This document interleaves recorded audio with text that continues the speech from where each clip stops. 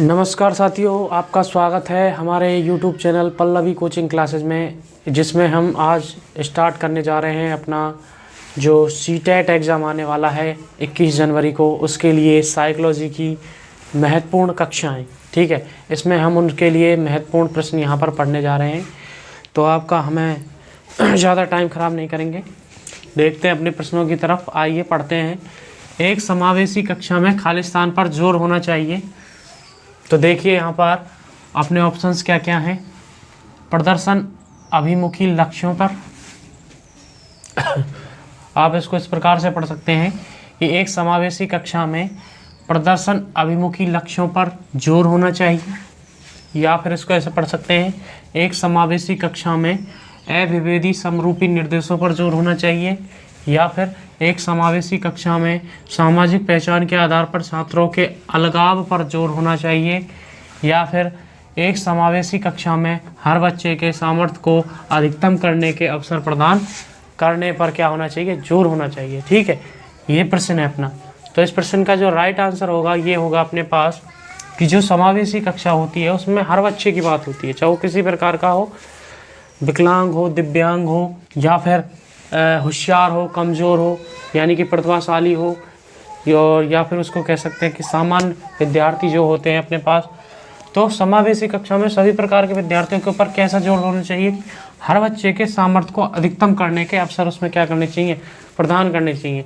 यानी कि कोई बच्चा अगर सामान्य IQ लेवल का है तो उसको भी क्या करना चाहिए, अधिकतम प्रयास करवाने चाहिए। कोई प्रतिभाशाली है तो उसे ऐसा महसूस नहीं होना चाहिए कि मुझे तो ये सारी चीज़ें आती हैं, उसके लिए भी क्या होना चाहिए, हर अवसर वहाँ पर मिलने चाहिए हर तरीके के। ठीक है, तो ये इसका जो राइट आंसर हो जाएगा अपने पास क्या हो जाएगा, हर बच्चे के सामर्थ्य को अधिकतम करने के प्रयास एक समावेशी कक्षा के दौरान हमें करने चाहिए। ठीक है, अब चलते हैं अपने अगले प्रश्न की तरफ। अब देखिए यहाँ पर शर्मिंदगी दिया हुआ है और उसके बाद एक खालिस्तान है। हमें शर्मिंदगी से इसमें जोड़कर, अपने ऑप्शंस में जोड़कर हमें उस कथन को पढ़ना है और हमें बताना है कि वो कौन सा सही एकदम फिट बैठ रहा है। तो देखिए यहाँ पर शर्मिंदगी का संज्ञान से कोई संबंध नहीं है, एक तो लाइन ये हुई। उसके बाद देखिए शर्मिंदगी का संज्ञान पर नकारात्मक प्रभाव पड़ सकता है, ये आगे देखिए, बच्चों को अधिगम हेतु अभिप्रेरित करने के लिए बहुत प्रभावशाली है क्या, शर्मिंदगी। उसके बाद देखिए शर्मिंदगी के भाव को अध्यापन अधिगम प्रक्रिया में बारंबार पैदा करना चाहिए। तो आप बताइए इनमें से इसका कौन सा आंसर होगा। तो आपने इसका आंसर बता दिया होगा, ऐसी मैं आशा रखता हूँ आप लोगों से। देखिए शर्मिंदगी का संज्ञान से कोई संबंध नहीं है, ये बात कैसी हो गई, यहाँ पर गलत हो गई। तो शर्मिंदगी का संज्ञान पर नकारात्मक प्रभाव पड़ सकता है। ठीक है, अब देखो संज्ञान क्या चीज़ है, यहाँ पर 2 बार क्या आ चुका है, संज्ञान आ चुका है। तो देखिए यहाँ पर संज्ञान क्या होता है, संज्ञान कुछ मानसिक क्रियाओं का नाम है एक प्रकार से, जैसे स्मरण करना, ध्यान करना, अपनी भाषा की निपुणता तैयार करना, और कुछ चीज़ों पर क्या लेना, निर्णय लेना कि हमें उस पर, जैसे कोई हमारे पास समस्या आ गई उसका हमें तुरंत क्या लेना है, निर्णय लेना है कि भाई इसका हमें हल कैसे करना है। ठीक है, इस प्रकार से कुछ ऐसी चीज़ें होती हैं, उन पर क्या होता है, संज्ञान होता है। अब जैसे शर्मिंदगी है, शर्मिंदगी यानी कि शर्माना, हम कक्षा के अंदर पढ़ रहे हैं बैठे बैठे, अब कोई शिक्षिका आ गई और हमें उससे कोई प्रश्न पूछना है। ठीक है, अगर जैसे वो संस्कृत पढ़ा रही है, संस्कृत में उसने एक श्लोक लिख दिया और हमें पता नहीं है कि क्या लिख रहा है, जब तक हम मैडम से पूछेंगे नहीं तो हमें बताएगी नहीं। हम क्या कर रहे हैं, शर्मा रहे हैं उसे देख देख के, खुश हो रहे हैं चाहे मैडम है अच्छी पढ़ा रही है। ठीक है, तो हमारे क्या पड़ेगा, इस पर नकारात्मक प्रभाव पड़ेगा। क्या पड़ेगा, नकारात्मक प्रभाव। उस चीज़ को हम अदर वे में ले जाएंगे, हम पढ़ाई नहीं करेंगे, उसमें क्या करेंगे, मैडम को देख के कुछ और ही सोचने लग जाएंगे, पढ़ाई कहाँ गई, हमारे दिमाग से गायब हो गई। तो क्या होगा, शर्मिंदगी का हमेशा क्या पड़ता है, नकारात्मक प्रभाव। या फिर हम किसी शिक्षक से कुछ पूछना चाहें और हम शर्मा जाते हैं, जब हमें देखने वाले आते हैं लड़कियों को, लड़कों को, तो हम शर्मा जाते हैं, हम पूछ नहीं पाते कि लड़का क्या करता है, लड़की क्या करती है, सुंदर है या नहीं है, बाद में रोते रहते हैं, यार मैं पूछ लेता तो सही रहता। ये सब चीज़ें किसके अंदर आती हैं, शर्मिंदगी के दौरान। तो इन पर सबका क्या पड़ता है, संज्ञान पर हमेशा क्या पड़ता है, नकारात्मक प्रभाव। ध्यान पर, स्मरण शक्तियों पर, भाषा निपुणता पर, ऐसी चीज़ों पर क्या पड़ता है, हमारे शर्मिंदगी का क्या पड़ेगा, नकारात्मक प्रभाव पड़ेगा, याद रखना हमेशा। अब चलते हैं अगले प्रश्नों की तरफ। अगला प्रश्न देखिए, एक खेल क्रिया के दौरान चोट लगने पर रोहन रोने लगा। यह देखकर उसके पिता ने कहा, लड़कियों की तरह व्यवहार ना करो, लड़के रोते नहीं हैं। पिता का यह कथन। तो ऑप्शन देखिए, लैंगिक रूढ़िवादिताओं को दर्शाता है। अगला ऑप्शन देखिए, लैंगिक रूढ़िवादिताओं को चुनौती देता है। आगे देखिए, लैंगिक भेदभाव को कम करता है, लैंगिक समानता को बढ़ावा देता है। तो अपन को ये बताना है इस प्रश्न के अंदर कि इसका आंसर क्या होगा, क्योंकि हमें यही तो चलना है, यही तो खेल चल रहा है। प्रश्न का क्या बताना होता है, उत्तर 4 में से छांट के। लेकिन सही आंसर तक कैसे पहुंचेंगे वो देखिए यहाँ पर। तो एक खेल क्रिया के दौरान किसी लड़के को क्या लग जाती है, चोट लग जाती है और वह रोने लग जाता है। तो उसके पिताजी उससे कहते हैं कि लड़कियों की तरह क्यों रो रहा है। ऐसे ही तो लिख रहा है इसमें कि उसने कहा कि लड़कियों की तरह व्यवहार मत करो, लड़के रोते नहीं हैं। इसका मतलब क्या है कि ये लैंगिक भेदभाव को क्या कर रहा है, बढ़ावा दे रहा है। क्या कर रहा है, बढ़ावा दे रहा है कि लड़के अलग होते हैं, लड़के अलग होती हैं। यही तो बात है यहाँ पर। तो यहाँ देखिए अपना कौन सा आंसर सही बैठेगा इसके लिए। लैंगिक रूढ़िवादिताओं को दर्शाता है, लैंगिक रूढ़िवादिताओं को चुनौती देता है। जबकि हमें क्या करना चाहिए, लैंगिक लिंग से संबंधित कोई बात ही नहीं होनी चाहिए। लड़का लड़की सब क्या है, एक समान है। जब लड़कियों को रोना आता है तो लड़के भी क्या, उनको भी रोना आएगा, क्योंकि बने तो सब एक ही प्रकार से। तो यहाँ देखिए, लैंगिक रूढ़िवादिताओं को चुनौती देता है। ये क्या कर रहा है, जो उसके पिता ने जो शब्द कहे हैं वो क्या कर रहा है, लैंगिक रूढ़िवादिताओं को क्या कर रहा है, चुनौती दे रहा है कि तुम लड़के हो, तुम नहीं रो सकते। रोने का हक केवल किसका है, लड़कियों का। इनका कहने का मतलब ये है यहाँ पर। ठीक है, समझ गए। आगे चलते हैं, देखो अगले प्रश्न की तरफ।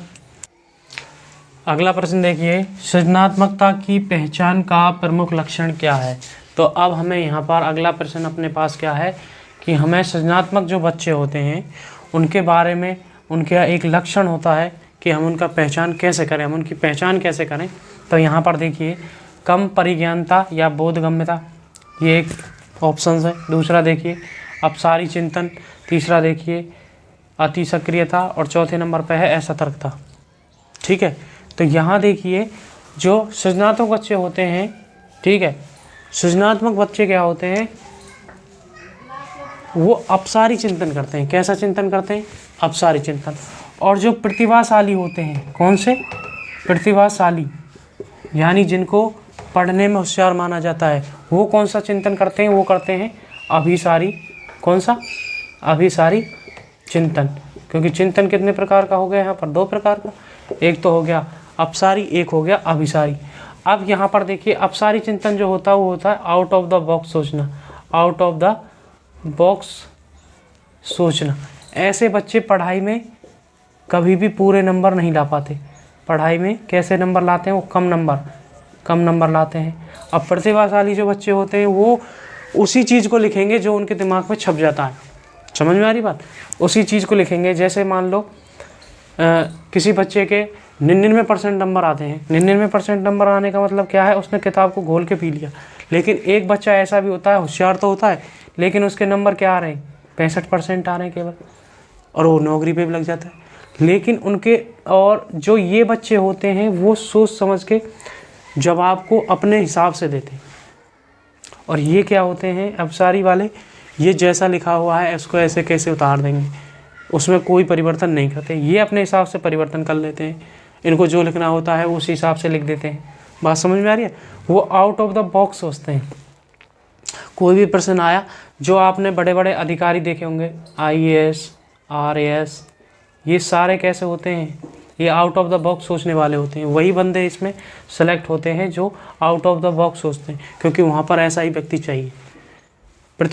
जो प्रतिभाशाली बच्चे होते हैं वो लग भी जाते हैं हालांकि, लेकिन बहुत कम चांस ये होते हैं कि प्रतिभाशाली बच्चा उसमें सेलेक्ट हो। बहुत ज़्यादा चांस किसके होते हैं, सृजनात्मक, जो आउट ऑफ द बॉक्स सोचने वाले विद्यार्थी होते हैं, वो ज़्यादा इसमें क्या होते हैं, सफल होते हैं। बात समझ में आ गई।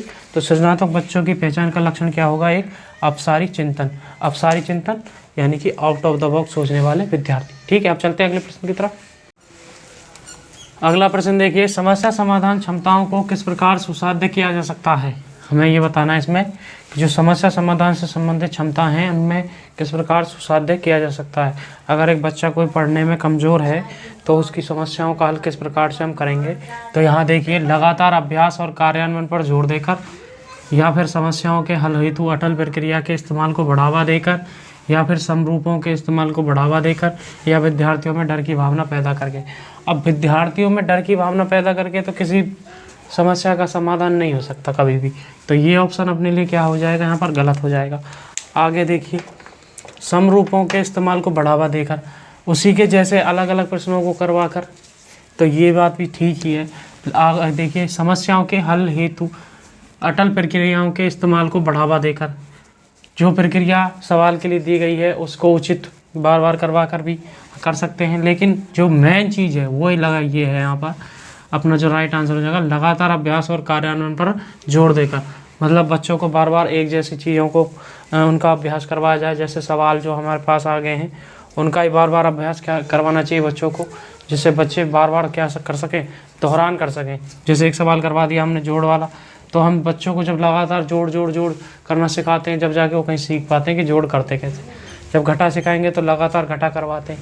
इस प्रकार से क्या करते हैं, उसको अभ्यास करवाया जाता है। जैसे शुरुआत में जब उसको गिनती बोलना सिखाया जाता है तो पहले बुलवाया जाता है, बोलेंगे उसको लगातार 1 साल तक यही बुलवाए जा रहे हैं, 1 2 3 4 5 6, तब जाके बच्चा उनको पूरी तरह क्या कर पाता है, सीख पाता है। तो हर चीज़ की समस्या का क्या हो जाएगा समाधान? कब?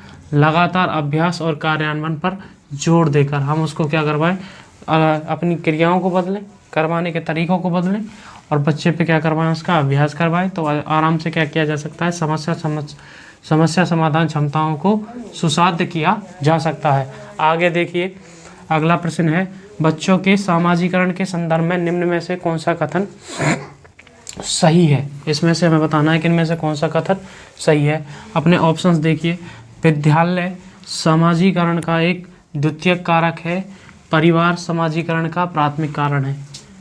ठीक है, कारक है। आगे देखिए, विद्यालय सामाजिकरण का एक प्राथमिक कारक है और समकक्षी सामाजिकरण का द्वितीयक कारक है। आगे देखिए, समकक्षी सामाजिकरण के प्राथमिक कारक हैं और परिवार सामाजिकरण का द्वितीयक कारक है। आगे देखिए, परिवार एवं जनसंचार दोनों सामाजिकरण के द्वितीयक कारक हैं। तो बताइए इसका राइट आंसर क्या होगा? तो यहाँ देखिए, इसमें क्या कह रहा है कि बच्चों के सामाजिकरण के संदर्भ में निम्न में से कौन सा कथन सही है? तो इसमें जो सही कथन हो जाएगा वो हो जाएगा, विद्यालय सामाजिकरण का एक प्राथमिक कारक है। विद्यालय के अंदर ही बच्चा समाज के सभी प्रकार के बच्चों के साथ वहाँ पर क्या होता है, घुल मिलता है। और समकक्षी सामाजिकरण का द्वितीयक कारक है। और समकक्षी क्या होता है, सामाजिकरण का ये द्वितीयक कारक है। तो यहाँ पर ये सही हो जाएगा कि विद्यालय जो है वो सामाजिकरण का क्या होगा, प्राथमिक कारक है, और समकक्षी सामाजिकरण का क्या हो जाएगा, द्वितीयक कारण है। समकक्षी यानी कि जो हमारे साथ पढ़ रहे बच्चे होते हैं वो समकक्षी सामाजिकरण का क्या होते हैं, द्वितीयक कारक होते हैं। अब चलते हैं अगले प्रश्न, आगे चलते हैं अगले प्रश्न की तरफ। एक प्रगतिशील कक्षा में, जो प्रगतिशील कक्षा होती है उसमें इनमें से कौन सा ऑप्शन सही मैच करेगा? यहाँ देखिए, अध्यापक को अटल पाठ्यक्रम का पालन करना चाहिए। आगे देखिए, विद्यार्थियों में प्रतिस्पर्धा पर बल देना चाहिए। आगे देखिए, ज्ञान की संरचना के लिए प्रचुर मौके प्रदान करने चाहिए। या फिर विद्यार्थियों को उनके अकादमिक अंकों के आधार पर क्या करना चाहिए, नामांकित करना चाहिए। तो यहाँ हम देखेंगे कि इनमें से कौन सा अपना राइट आंसर हो जाएगा। तो अपना राइट आंसर हो जाएगा यहाँ पर, ज्ञान की संरचना के लिए प्रचुर मौके प्रदान करने चाहिए। जो प्रगतिशील कक्षा होती है, मैं बता देता हूँ कि प्रगतिशील कक्षा क्या होती है। प्रगतिशील कक्षा के अंदर बच्चों को बाहरी जो अपनी दुनिया है उसके अनुभव करवाए जाते हैं, उसकी स्थितियों के अनुभव करवाए जाते हैं, परिस्थितियों के घटनाओं के अनुभव करवाए जाते हैं। वहाँ बच्चों को यही चीज़ सिखाई जाती है कि ये जो हम चीज़ें पढ़ रहे हैं ये आपके जीवन में कैसे काम आएंगी, किस प्रकार से हमें उसमें काम करना है। ठीक है, और जो प्रगतिशील कक्षा है उसमें ज्ञान की संरचना के लिए प्रचुर मौके प्रदान किए जाते हैं, एक प्रकार से हम कह सकते हैं कि प्रचुर मौके क्या किए जाते हैं वहाँ पर दिए जाते हैं, जिससे ज़्यादा से ज़्यादा बच्चा बाहरी दुनिया को देख देख के सीखे। ठीक है, अब यहाँ अगर वो पाठ्यक्रम का पालन कराएगा तो ये क्या होगी भाई, सीधी सी बात है, जो पाठ्यक्रम दे दिया उसी को पढ़ा दिया, तो बच्चे ने क्या सीखा, केवल वो पाठ्यक्रम, बाहरी दुनिया से उसका कोई जुड़ाव नहीं हुआ। आगे देखिए, विद्यार्थियों में प्रतिस्पर्धा पर बल देना चाहिए, यानी कि उसमें हम क्या करवाएंगे, कंपटीशन करवाएंगे तो उनमें क्या बने, जेलसी बढ़ जाएगी, एक दूसरे के प्रति जलने लग जाएंगे एक दूसरे से। ठीक है, आगे देखिए, विद्यार्थियों को उनके अकादमिक अंकों के आधार पर नामांकित करना चाहिए। अब उनके अकादमिक अंकों के आधार पर, जैसे किसी के 90% है तो एक साथ बिठा दिए, किसी के 60% है तो वो अलग कक्षा में बिठा दिए, किसी के 80% है तो वो अलग कक्षा में बिठा दिए। लेकिन ज़रूरी नहीं है हर बार 60% वाला बच्चा 60% ही लाए, वो 90% भी ला सकता है अच्छी तैयारी करके। तो इस हिसाब से तो उनको अकादमिक अंकों के आधार पर नामांकित नहीं कर सकते हम बच्चों को। बच्चे का दिमाग कब चलने लग जाए कोई पता नहीं होता उसका। ठीक है, तो ज्ञान की संरचना के लिए क्या देना चाहिए, प्रगतिशील कक्षा में अंदर तो केवल उसे मौके दिए जाते हैं कि वो कैसे सीख सकता है, किस प्रकार से उसको बाहरी दुनिया से उसका अनुभव करवाया जाता है कि बाहरी दुनिया में ये अपनी जो चीज़ें हैं वो कैसे काम आएंगी केवल। अब चलते हैं अपने 8वें प्रश्न की तरफ। इसमें देखिए प्रश्न क्या है कि विकास के संदर्भ में निम्न में से कौन सा कथन सही है। हमें ये बताना है विकास के संबंध में यहाँ पर कौन सा कथन सही है, विकास कैसे होता है। तो देखिए, विकास ऑप्शन से पहला कि विकास की दर सभी संस्कृतियों में सभी के लिए समान होती है। आगे देखिए, विकास केवल विद्यालय में होने वाले अधिगम से ही होता है। आगे देखिए, विकास केवल बाल्यावस्था के दौरान ही होता है।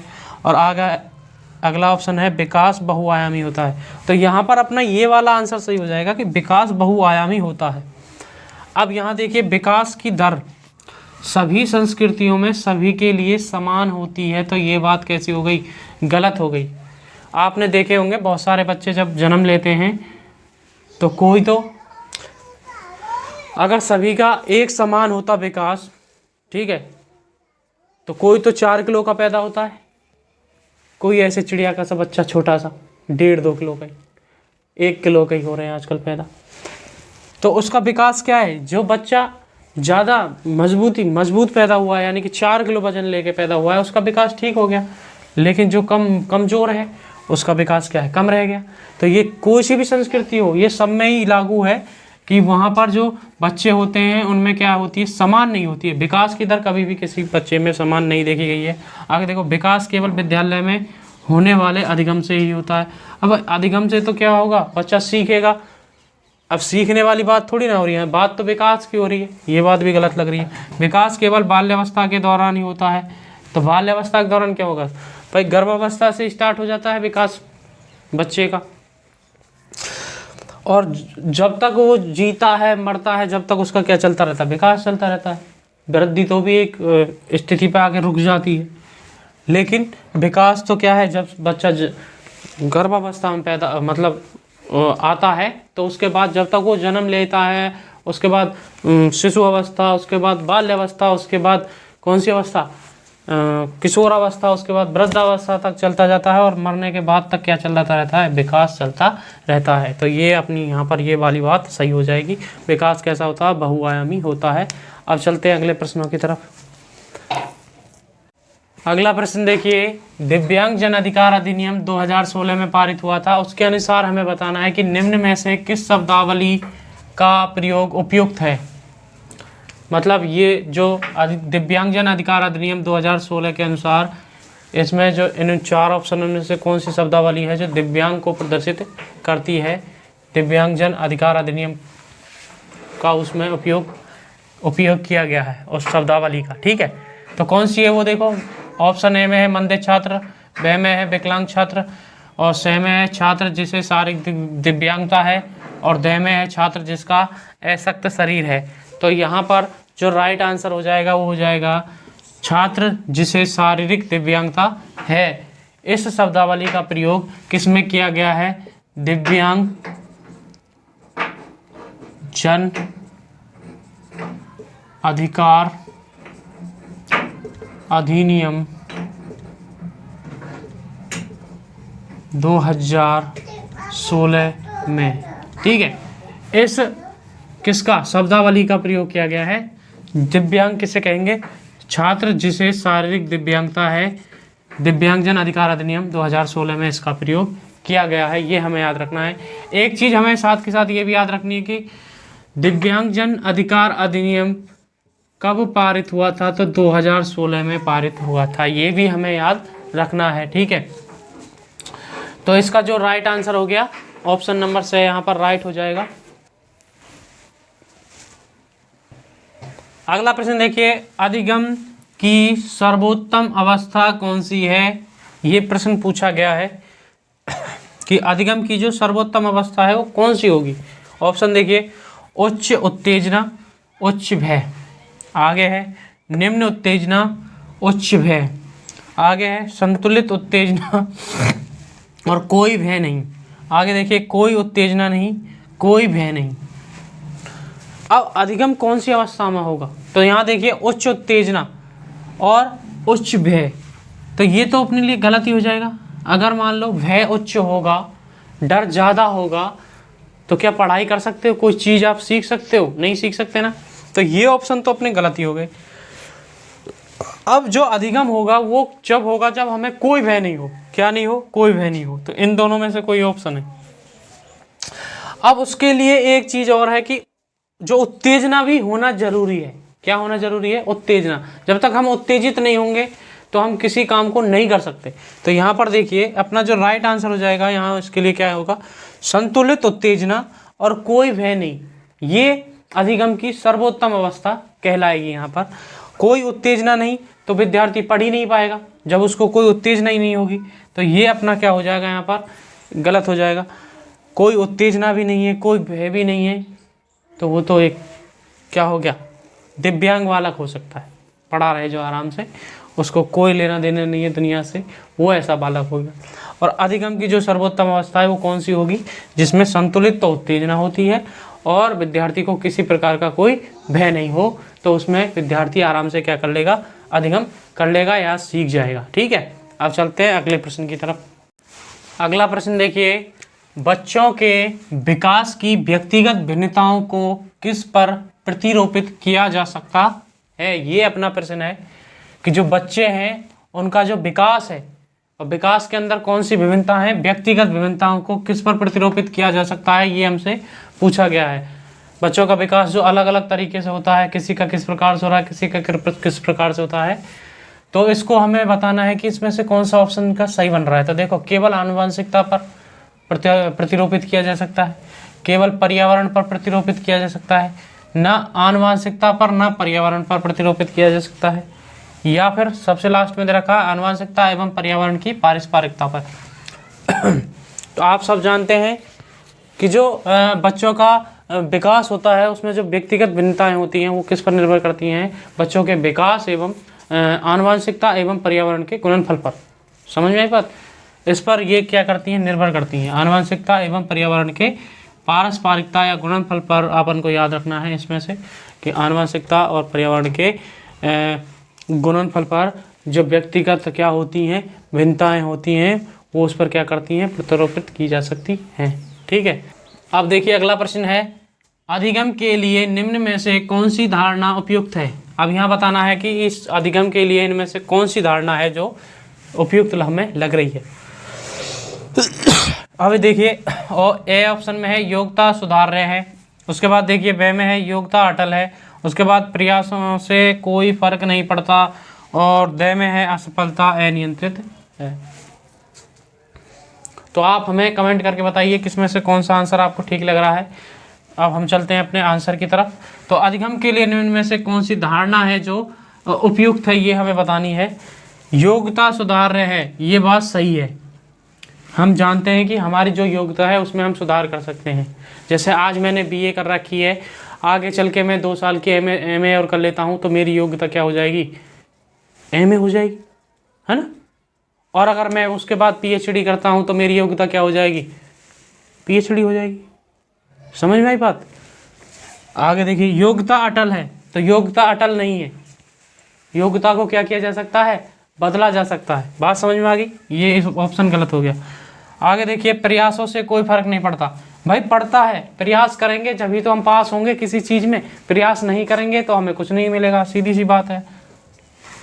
असफलता अनियंत्रित है, असफलता जो होती है वो अनियंत्रित होती है। ये बात भी कैसी हो गई, गलत हो गई।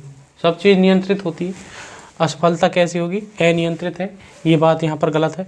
तो इसका जो राइट आंसर है वो है योग्यता सुधार्य है। योग्यता में क्या किया जा सकता है, परिवर्तन किया जा सकता है। पढ़ पढ़ा के हम क्या बन सकते हैं, कुछ भी बन सकते हैं।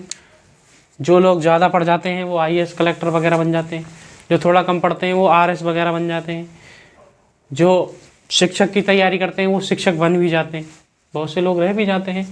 तो उसमें अपना नियंत्रण नहीं है, ठीक है। अब चलते हैं अगले प्रश्नों की तरफ। अगला प्रश्न देखिए, बाल्यावस्था की अवधि में विकास। हमें बताना है कि जो बाल्यावस्था की अवधि में विकास होता है, इन ऑप्शन में से कौन सा इस कथन के लिए सही बैठ रहा है। तो देखिए यहाँ पर ए ऑप्शन में धीमी गति से होता है एवं उसे मापा नहीं जा सकता, कि यानी कि जो बाल्यावस्था में जो विकास होता है वो धीमी गति से होता है और उसे मापा नहीं जा सकता है। या फिर बाल्यावस्था की अवधि में जो विकास होता है वो बहुस्तरीय और मिश्रित होता है। या फिर बाल्यावस्था की अवधि में विकास में केवल परिमाणात्मक परिवर्तन होते हैं। या फिर बाल्यावस्था की अवधि में विकास अनियमित और असंबद्ध होता है। ये 4 कथन बन रहे हैं इस प्रकार से बाल्यावस्था की अवधि में विकास के ऊपर। तो यहाँ पर जो राइट आंसर होगा वो अपने पास केवल एक होगा, कौन सा, ऑप्शन नंबर ए, कि बाल्यावस्था की अवधि में जो विकास होता है वो कैसा होता है, वो धीमा होता है। कैसा होता है, बाल्यावस्था की अवधि में जो विकास होगा वो किस गति से होता है, वो होता है एक तो धीमी गति से, साथ के साथ और उसे मापा नहीं जा सकता। विकास को थोड़ी मापा जा सकता है, वृद्धि को तो हम देखकर पता भी लगा सकते हैं कि क्या वृद्धि हुई है शरीर के अंदर, लेकिन विकास को कभी भी मापा नहीं जा सकता। तो ये क्या हो जाएगा, यहाँ पर राइट हो जाएगा। आगे चलते हैं, अगला प्रश्न देखिए, किस मनोवैज्ञानिक के अनुसार बच्चों के संज्ञानात्मक विकास में सांस्कृतिक उपकरण एक महत्वपूर्ण भूमिका निभाते हैं। ये हम मान सकते हैं कि ये एक जो अपने ये होते हैं, कौन है ये, मनोवैज्ञानिकों के द्वारा दिया गया एक कथन है। कथन क्या है कि बच्चों के संज्ञानात्मक विकास में सांस्कृतिक उपकरण क्या निभाते हैं, महत्वपूर्ण भूमिका निभाते हैं। तो ये जो कथन है ये है अपना जीन पियाजे महोदय का। किसका है, जीन पियाजे महोदय का।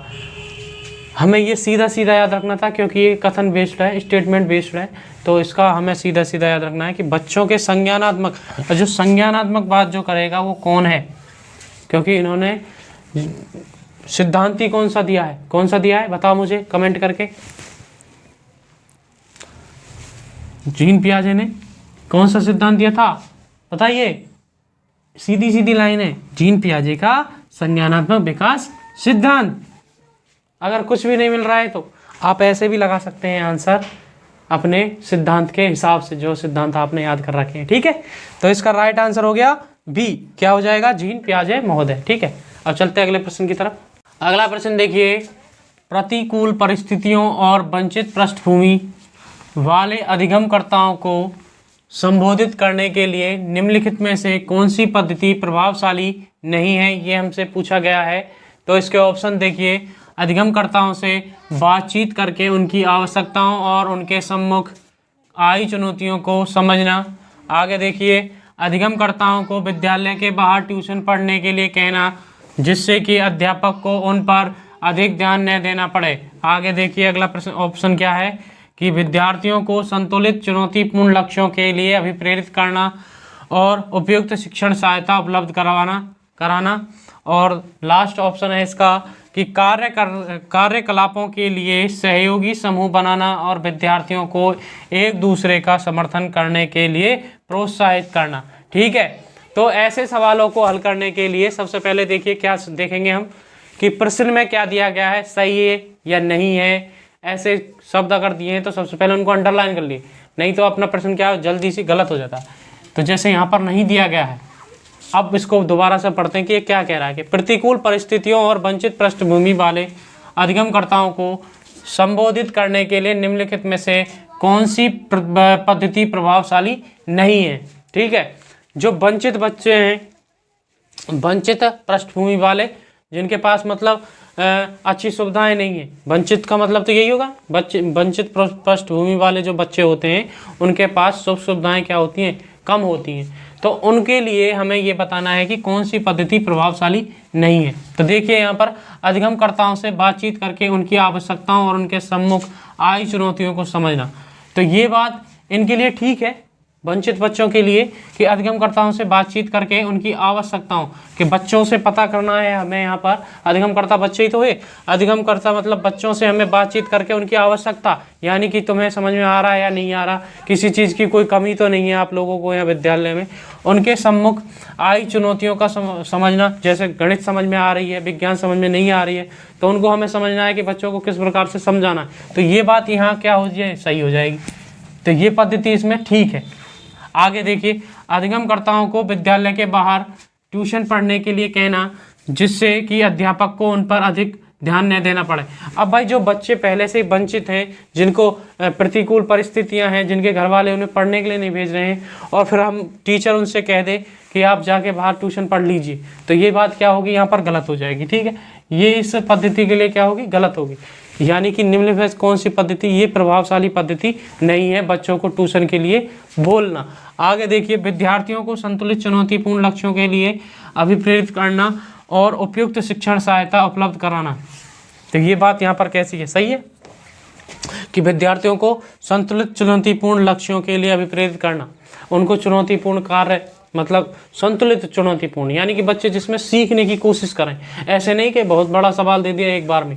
ठीक है, इस प्रकार से उपयुक्त शिक्षण सहायता उपलब्ध करवाना और उससे संबंधित शिक्षण सहायता भी उपलब्ध करवाना बच्चों के लिए, ये बात भी ठीक है। कार्यकलापों के लिए सहयोगी समूह बनाना और विद्यार्थियों को एक दूसरे का समर्थन करने के लिए प्रोत्साहित करना।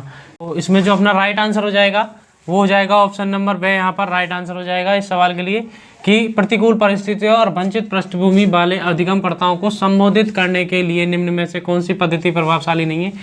तो ये पद्धति प्रभावशाली नहीं है कि हम उन्हें क्या कहें कि बाहर जाकर आप विद्यालय से बाहर जाकर ट्यूशन पढ़ो, तो ये गलत है उसके लिए, जिससे कि अध्यापक उन पर अधिक ध्यान न दे। भाई बच्चे जब बाहर ट्यूशन जाकर पढ़ लेंगे तो स्कूल में मास्टर पढ़ाएगा भी, है ना। ये बात इसके लिए क्या हो जाएगी, यहाँ पर प्रभावशाली नहीं है ये बात, कुल मिलाकर बात ये है। तो अपना आंसर हो गया ऑप्शन नंबर बी यहाँ पर। और ये थे हमारे आज के चाइल्ड डेवलपमेंट और साइकोलॉजी से संबंधित प्रश्न, जो आपको आने वाली सीटेट यानी कि जो 21 जनवरी को जो एग्ज़ाम आ रहा है उसके लिए बहुत ही उपयोगी साबित होंगे। ये छोटे छोटे से प्रश्न जरूर हैं, लेकिन आपके लिए ये बहुत ही उपयोगी साबित होंगे परीक्षा के अंदर। तो अगर आपको हमारी वीडियो अच्छी लगी है तो इसे पहले तो लाइक कर दो सब, है ना, और उसके बाद हमारे चैनल को सब्सक्राइब कर दीजिए अगर अच्छे लग रहे हैं तो पढ़ाना, और हमारी वीडियो को अपने दोस्तों के साथ भी शेयर कीजिए, जिससे हमारा जो ये अच्छे अच्छे प्रश्न हैं उनके पास भी पहुँचे जो सीटेट की तैयारी कर रहे हैं या टीचिंग लाइन की तैयारी कर रहे हैं। ठीक है, धन्यवाद।